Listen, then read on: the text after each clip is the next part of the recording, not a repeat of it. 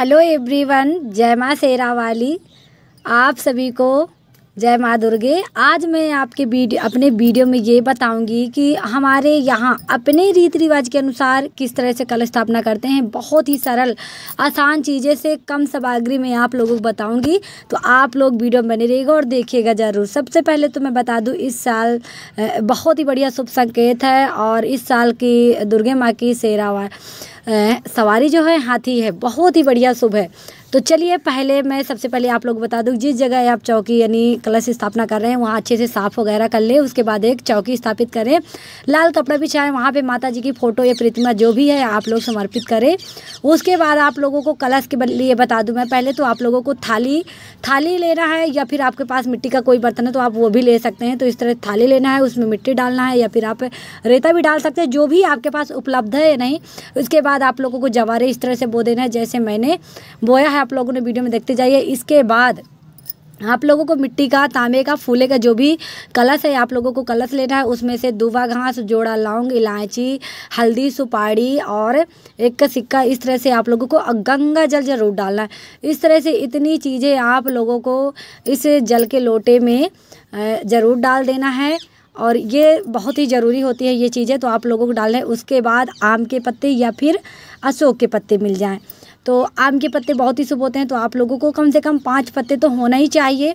तो 5 पत्ते इस तरह से रख देना है। उसके बाद एक कटोरी हो या फिर मिट्टी का कोई बर्तन हो, इस तरह से आप लोगों को उसमें से चावल भर के और रख देना है कलश के ऊपर। तो इस तरह से देखिए कितना प्यारा सा मैंने इस तरह से कलश स्थापना करी। आप लोग इस तरह देखते जाइए और इस तरह से ज़रूर करिएगा जिस तरह मैंने बनाया हुआ है। कलश में आप लोगों को स्वास्तिक बना देना है और धागा, रोली या फिर कलावत ज़रूर बांधना है उसके।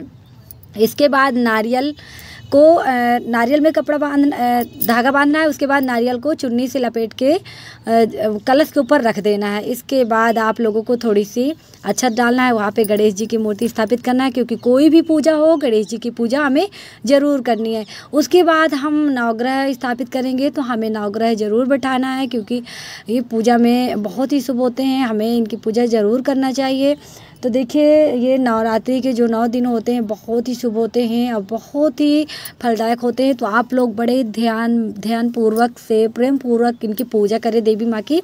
तो इस तरह से आप लोगों को अक्षत डालना है 9 जगह। अगर आप फिर उनके ऊपर सुपारी रखना है। अगर आपके पास सुपारी नहीं है तो आप चावल के भी कर सकते हैं, ऐसे ही कर सकते हैं पूजा। उसके बाद आप लोगों को माता जी को बीड़ा ज़रूर समर्पित करना है। तो पान लेना है, उसमें से जोड़ा, इलायची और लौंग और कुछ बतासे माता जी के इसमें से बहुत ही ज़्यादा शुभ होते हैं, उनका भोग लगाना। तो आप लोगों को बतासे ज़रूर रखना है। इसके बाद माता जी का जो भी आपके पास श्रृंगार आप लाए हैं, जितने आवश्यकता अनुसार मेन चीज़ें आप ले लें। चूड़ी है, बिंदी है, सिंदूर है, महावर है, मेहंदी है, ऐसी चीज़ें आप ले लें। इनके बाद आप लोगों को सबको स्नान कराना है। तो देखिए मैंने स्नान करा दिया। इसके बाद आप लोगों को माता जी के लिए गुड़हल का फूल, लाल फूल बहुत ही शुभ होता है, तो आप लोगों को लाल फूल माता जी को कहीं से भी मिल जाए नवरात्रि के दिनों में, तो आप माता जी को लाल फूल ज़रूर समर्पित करें।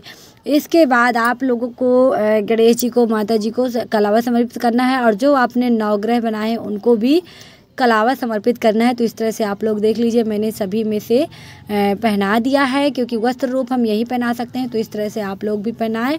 इसके बाद आप माता जी को चुन्नी समर्पित करें। जो भी चुन्नी आप लेकर आए हैं तो आप चुन्नी माता जी को उड़ाएं।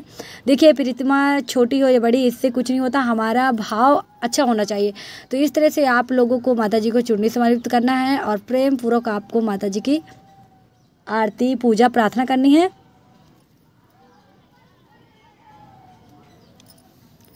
इसके बाद आप लोगों को घी का दीपक जलाना है, हवन करना है माता जी का, और हवन करना है। आप लोग थोड़े से उबले लेकर के और आग बना ले। इसके बाद माता जी का हवन करें और हवन में जो भी चीज़ें आप लोगों ने चढ़ाई है, बतासे हैं, केले जो भी हैं, तो आप लोग उनका हवन करें। और भोग समय जैसे ऋतु फल अभी चल रहा है तो केले हैं या फिर जो भी आप ऋतु फल ले सकते हैं, कुछ भी।